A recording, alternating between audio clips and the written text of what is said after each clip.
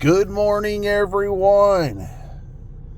I hope you're having a great Wednesday. I'm up early. You can see here in North Dakota, it's kind of what it looks like.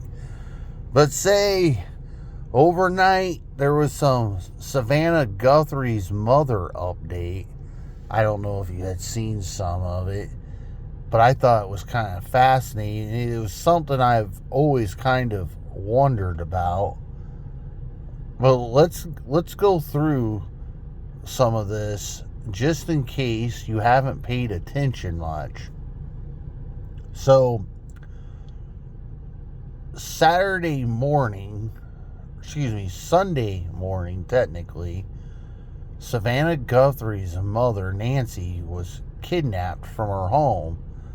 And, they found some blood or where they said the cops said the moment they were there, they knew minimally that there was a crime scene because there was doors busted open, front and back, is my understanding. It was also, said that they had numerous cameras was reported. And now we know it was at least something like a Nest camera, like from the company. So they're decent security cameras. But anyway, something interesting happened yesterday at yesterday's press conference. And it was something I put in my YouTube video like a couple of days ago. And what was interesting is, for the first time, the FBI was at that press conference. And for the first time, that sheriff guy said, well, he had said things he shouldn't have probably maybe said. Like he was trying to take back something he had said. I don't think they've said enough, personally, but that's besides the point. And I don't think it may matter anymore. I'm going to tell you why. At that press conference, he comes out and says there wouldn't be any further updates until Thursday, barring, like, say they didn't just capture somebody between now and then.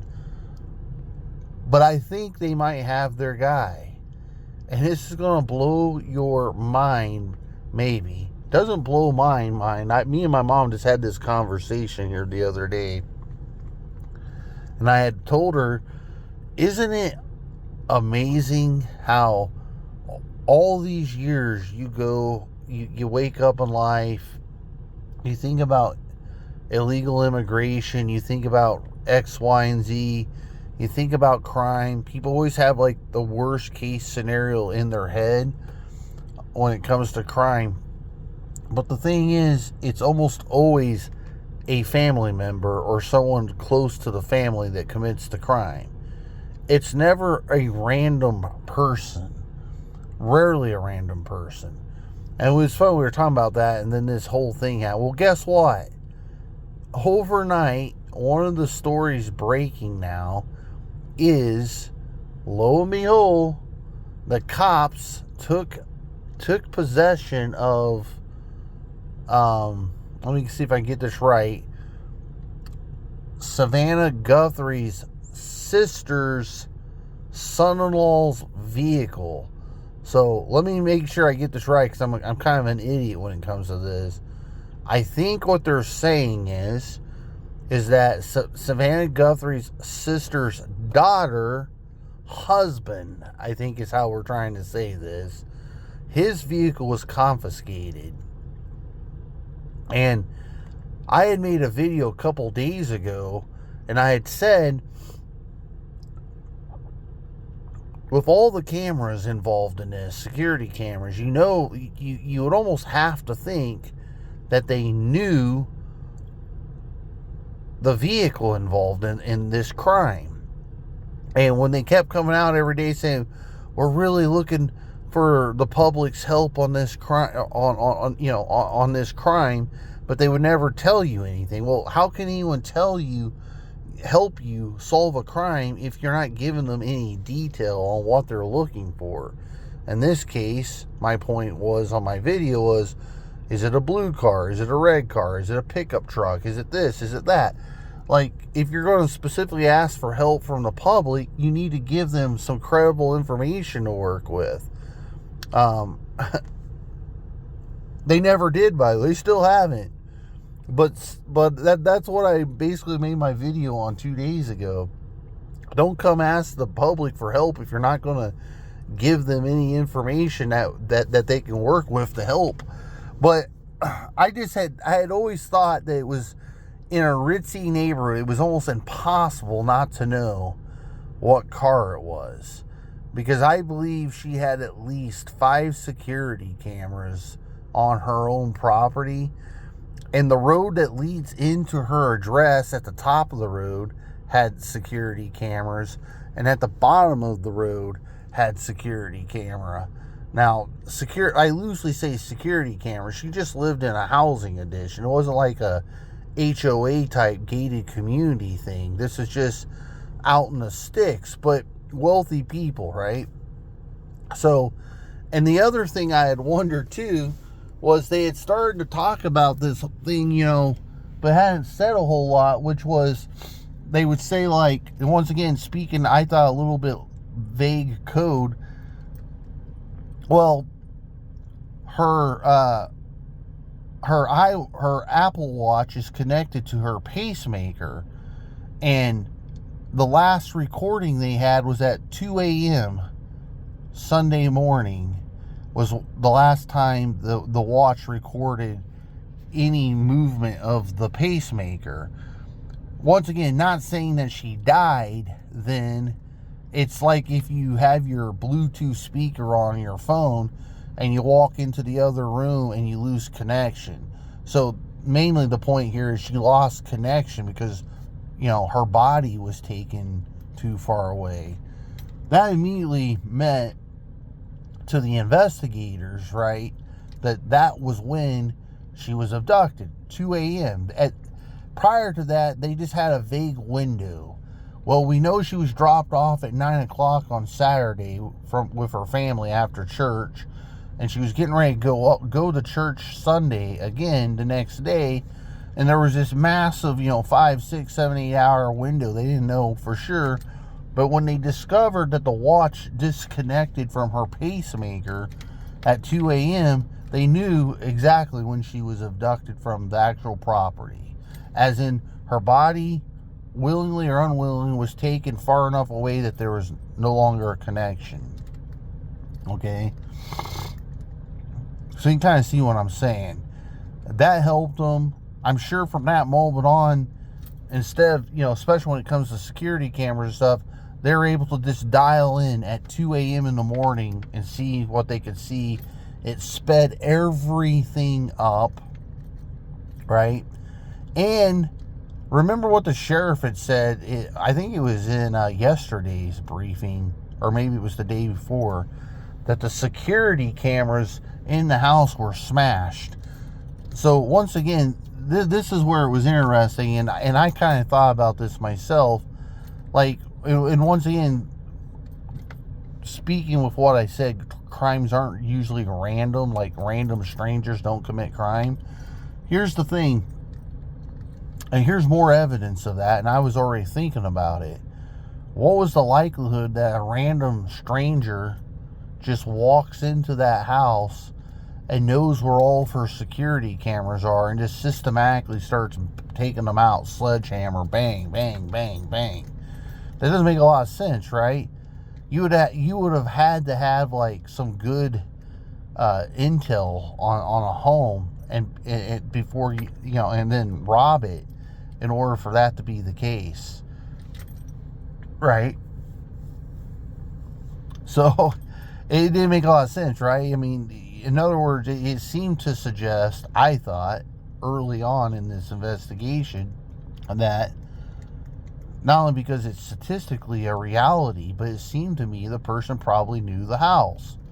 Well, the only people that know anyone's house are close relatives, friends, and family. So it's always a small window, is what I'm saying, right? And you just keep working through this, right? Well, then you wake up today, one of the news that happened overnight is now they got her son-in-law's vehicle impounded and they're going over it. And I suspect this is why they said there won't be any further updates until Thursday because their prime suspect, the son-in-law, all of a sudden has surfaced to the top of the list. And that blows my mind. If that ends up being true, once again, it's a statistical reality. But what I'm saying is, think about how sad that is.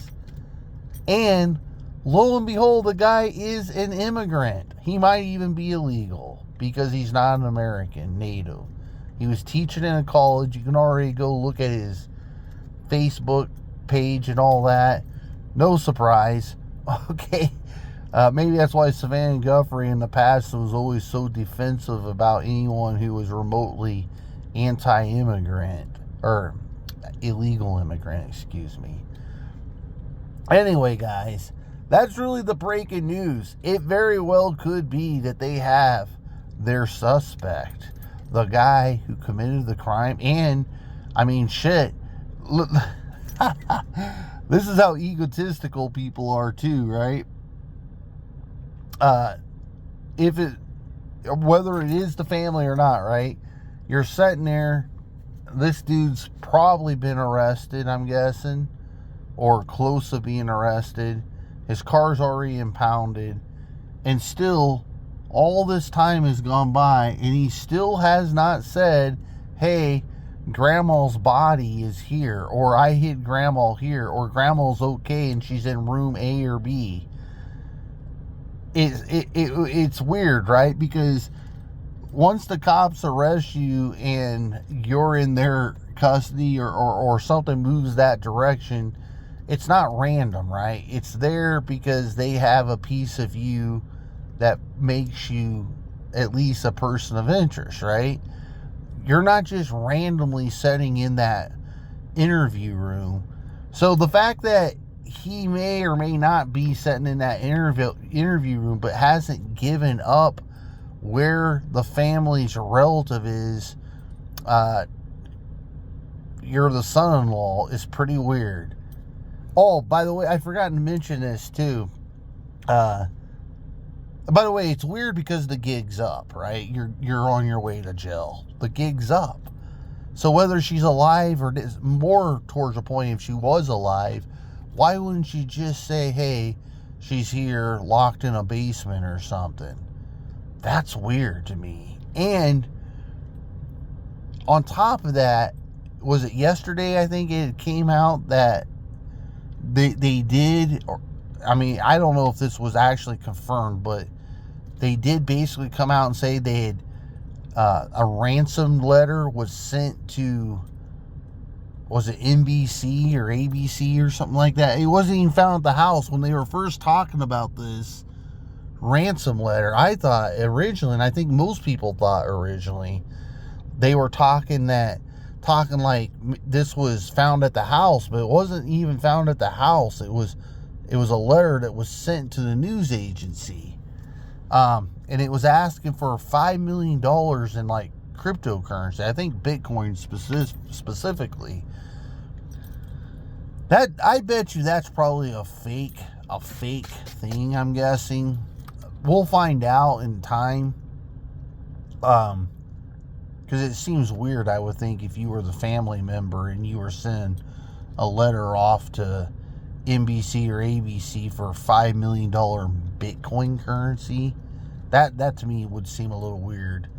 But it could be legit. But $5 million's a lot of jack, man. So, anyway, I think, based off what the guy said yesterday, there wouldn't be any more updates until Thursday if the crime didn't have an arrest before then, from then to there.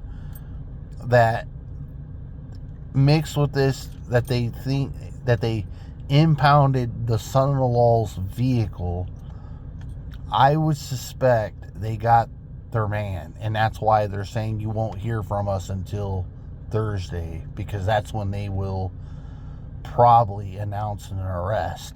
But like I said, the guy's not even an American citizen per se, as in, I mean, he might be a citizen, but he's not like me. He's not white.